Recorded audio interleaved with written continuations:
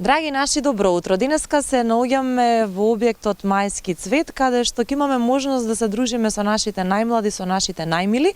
И многу ми е драго што екипата денеска е тука, затоа што уште еднаш ќе покажеме како народ, како држава, дека се грижиме за екологијата. А зошто го велам ова, ќе дознаеме во продолжение од господинот Андреј Ѓокич, кој што е директор на Суниленс, и Марија Пецановски, која што е раководител на објектот Мајски цвет. А бога ми ќе покажеме. Добро утро за вас, драго ми е што денеска нашата екипа е тука со убав повод, затоа што дечињата освоја прво место. Ајде да ни објасните за што станува збор. Добро утро, благодарам на интервјуто. Проектот Учиме за собирање и рециклирање на отпадни масла веќе се спроведува од 2017 година. Со него се опфаќаат голем број на дечиња од прешколска возраст.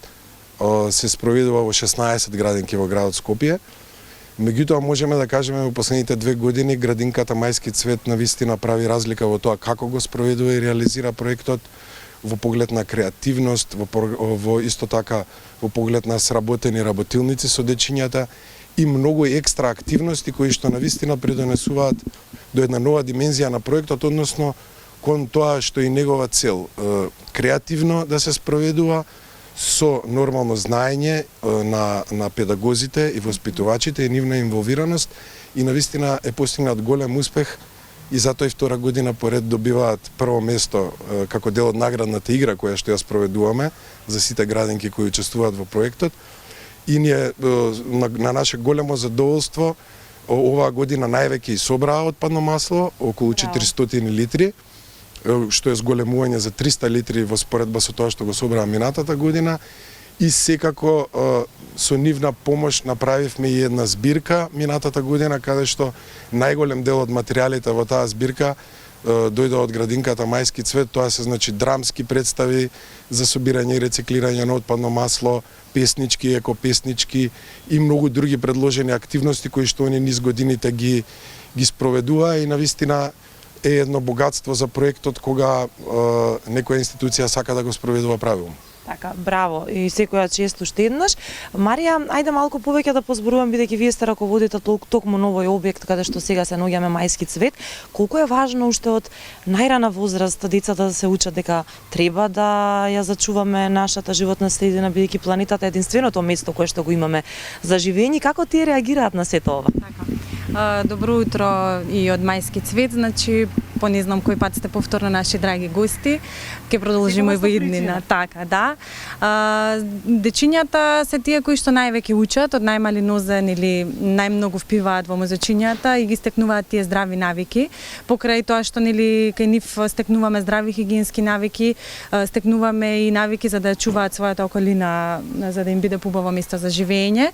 Покрај оние секојдневните собирања на хартија или пластика кои што ги применуваме тука во градинката, ова има една необична активност која што им е доста интересна и во која што заедно со своите родители со задоволство учествуваат и секогаш прашуваат кога ќе имаме нова работилница и сакаат што повеќе за заеднички да зачуваме околината и да ни биде поздраво место за живење.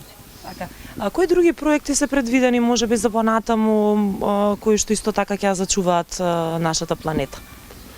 Па видете, овој проект веќе, како што напоменав, доста години се спроведува и има дадено доволно фидбек дека неговото правилно спроведување носи резултати, така да во иднина сигурно има простор за нови едукативни проекти, можеби да се прошират надвор од градот Скопје во градинките.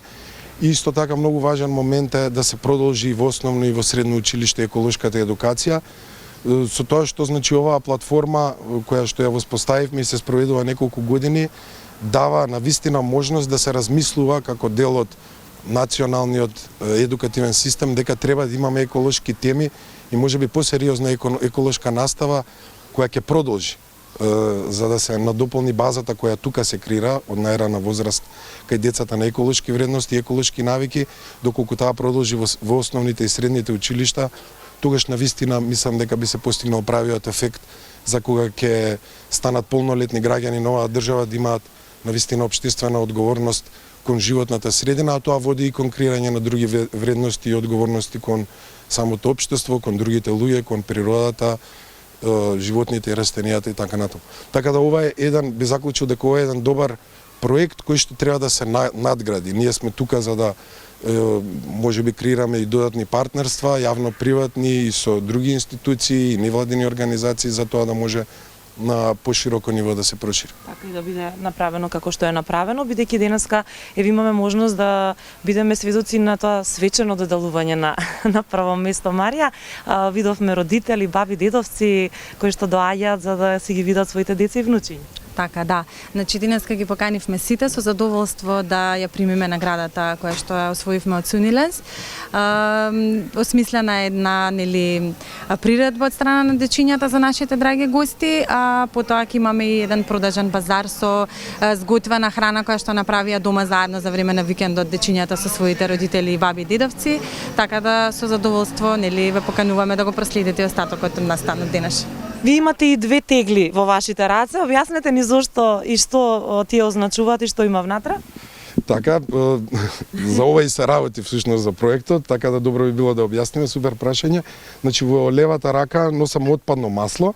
Значи тоа е тоа за кое што учат дечињата и тоа е целиот проект всушност, да се запознаат што е отпадното масло, како се создава, како ја загадува животната средина, како понатаму со него треба да се справуваме, како тоа се рециклира, што се добива кога се рециклира и зашто е важно они да ги создадат тие своји навики и да се грижат за отпадот кој што ние сите го создаваме како домакинство.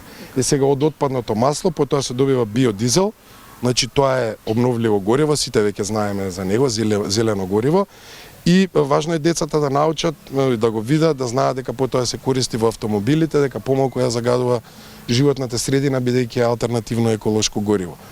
Во тој поглед, значи и градинката, особено Мајски цвет, прави големи напори практично да им покаже на дечињата, значи како изгледа отпадно масло, имаат многу вежби каде што споредуваат различни видови на отпадни масла, приготвуваат храна, па потоа за дечињата да видат како се селектира таа храна. И нормално потоа им објаснуваат дека ние како лиценцирана компанија тоа го собираме, го третираме према сите законски стандарди и потоа тоа се извезува надвор од државата за производители кои што го произведуваат биодизелот. Така да тој циклус е многу важен да им се објасни на дечињата и практично. И тука секако голема важност има инволвираност од страна на родителите. Бидејќи едно е кога слушаме теорија или во градинка кога гледаме нешто, а друго е кога дома тоа навистина се случува кога родителите пржат храна, децата да видат на лице место дека тоа се селектира, собира и потоа соодветно предава до властени компании.